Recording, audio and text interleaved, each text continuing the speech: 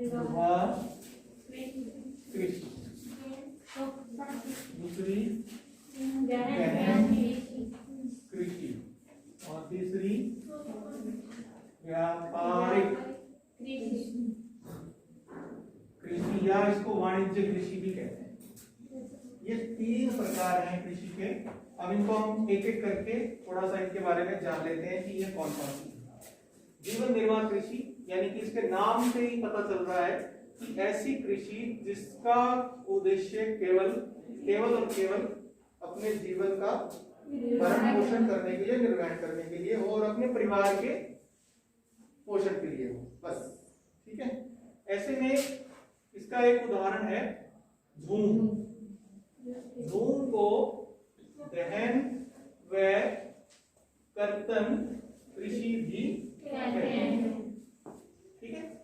अब आपका जो टास्क है आपके लिए, वो टास्क ये है कि झूम कृषि को भारत के विभिन्न राज्यों में इसको स्थानीय नामों से जाना जाता है। ठीक है। इसके नाम आपने पता करने हैं और विश्व के विभिन्न हिस्सों में, विश्व के विभिन्न देशों में इसके क्या नाम है वो भी आपने पता करना है। ये दो टास्क हैं आपके। ठीक है। वेनेजुएला में क्या कहते हैं, अफ्रीका में क्या कहते हैं, अमेरिका में क्या कहते हैं, इंडोनेशिया में क्या कहते हैं। ठीक है। भारत में असम में क्या कहते हैं, राजस्थान में क्या कहते हैं, मध्य प्रदेश में क्या कहते हैं।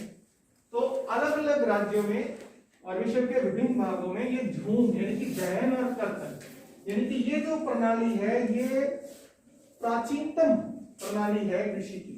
इसमें क्या करते हैं कि एक छोटे से क्षेत्र में, जंगल का एक छोटा सा क्षेत्र है, वहां पर पेड़ पौधों को काट कर जला दिया जाता है और समतल भूमि पर कृषि की जाती है। और उसका मुख्य उद्देश्य होता है केवल अपने परिवार और अपने जो पालतू पशु हैं उनका भरण पोषण करना, बस। जितनी जरूरत होती है उतना ही अनाज जो है वहां पर उगाया जाता है और कुछ नहीं।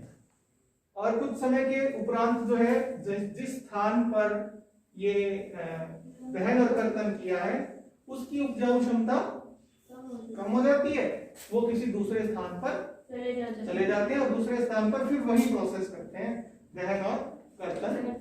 अच्छा, आज के समय में ये कृषि जो है बहुत से आदिवासी क्षेत्रों में, जंगलों में जो प्रिमिटिव लोग हैं, यानी कि वो आदिवासी लोग जो आज भी सभ्यताओं से बहुत दूर हैं, आधुनिक समाज से दूर हैं, वो इसी प्रकार की कृषि करते हैं।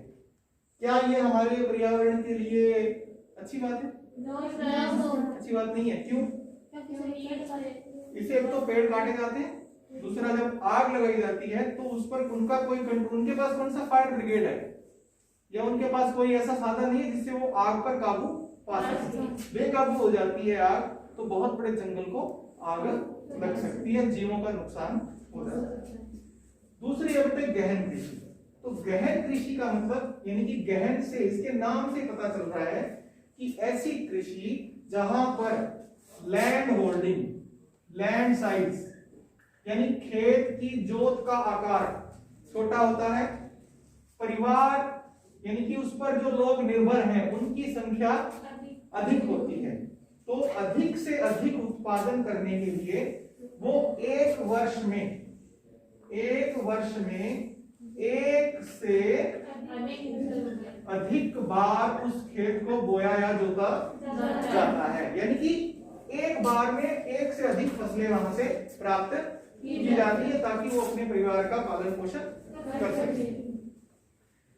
उत्तर भारत में ये समस्या है कि परिवारों का जो आकार है वो बढ़ रहा है और जो लैंड साइज है वो लगातार छोटा होता जा रहा है। ठीक है। जिस कारण से क्या है कि अब देखोगे आप अपने गांव में देख लो, किसी के पास 1 किला है, किसी के पास 2 किले हैं, किसी के पास आधा किला है। तो ये क्या हुआ? अब लैंड साइज छोटा है, परिवार के सदस्यों की संख्या अधिक है, तो क्या हो गया? वो क्या करेंगे? गहन करेंगे। वो ज्यादा से ज्यादा सभी सदस्य लोग जो हैं अपने खेत में काम करेंगे और उसके साथ क्या करेंगे? और वो इसमें आधुनिक तकनीकों का प्रयोग भी करेंगे, जैसे अच्छे बीज, अच्छे बीजों का प्रयोग करेंगे और उर्वरक का प्रयोग करेंगे, उर्वरकों का प्रयोग करेंगे, ठीक है, कीटनाशकों का प्रयोग करेंगे, वो कीटनाशकों का प्रयोग भी करेंगे, क्योंकि अगर थोड़ी सी तो जमीन है उस पर उन्होंने अनाज उगाया है, अगर वही कीटों की वजह से खराब हो गया तो उनके पास क्या बचेगा? कुछ भी नहीं बचेगा। इन द एंड जब वर्ष खत्म होगा तो उनके पास कुछ नहीं बचेगा। तो वो अपने परिवार के भरण पोषण के लिए ये गहन कृषि करते हैं। उत्तर भारत के विभिन्न राज्यों में जहाँ परिवारों का आकार बहुत छोटा है वहां पर इस प्रकार की कृषि हमें देखने को मिलती है।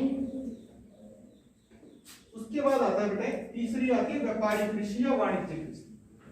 वाणिज्यिक कृषि या व्यापारिक कृषि का मुख्य उद्देश्य जो है वो हमारा जो व्यापार करना, मतलब व्यापार, यानी कि जो हमने उगाया है उसको हम बाजार में बेचेंगे और यानी कि उसका खुद उपभोग नहीं करेंगे।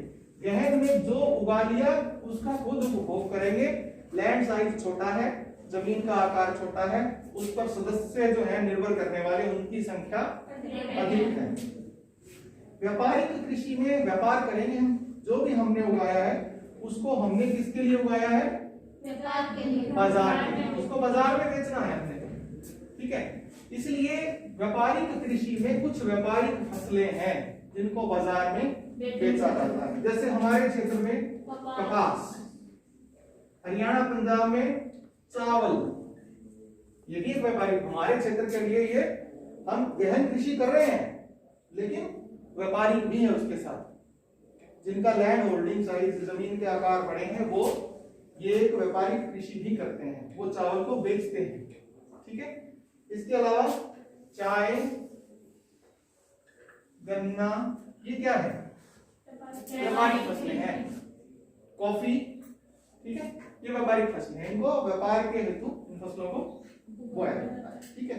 और सारा का सारा जो है उद्देश्य बाजार के अनुरूप जो है, बाजार की मांग के अनुरूप जो है फसलों को उगाया जाता है। ये है 3 प्रकार की जो फसलें, ठीक है।